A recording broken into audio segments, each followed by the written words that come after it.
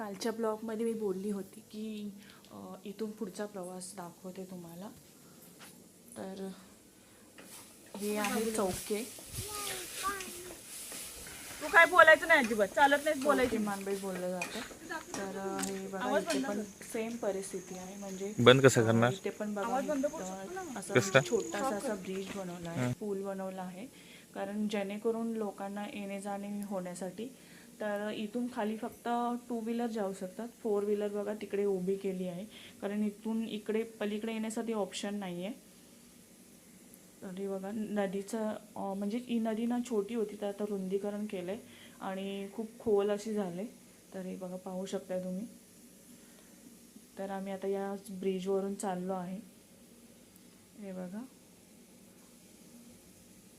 बघू शकता किती मोठी अशी झाली. इथून पण आम्हाला अजून ही ब्रिज क्रॉस करून इथून अजून 10 मिनटं चालायचं आहे बस स्टॉपसाठी. मग आम्ही तिथे बस स्टॉपसाठी जाणार, म्हणजे बससाठी. महानगरपालिकेची लालपरी बोलतात ना, तर त्याच्यासाठी. ती पण म्हणजे तिला अजून खूप टाईम होता, पण आम्हाला काही ऑप्शन नव्हता म्हणून आम्ही लवकरच आलो. तर बघा चालायला नाही बोलतो म्हणून नाचतोय. आता इथून धामणी धरण पण दिसतंय. तर आम्ही इथे पोचलो बस स्टॉपवर. अजून बस यायला खूप टाईम होता, तर इथे बसलो होतो.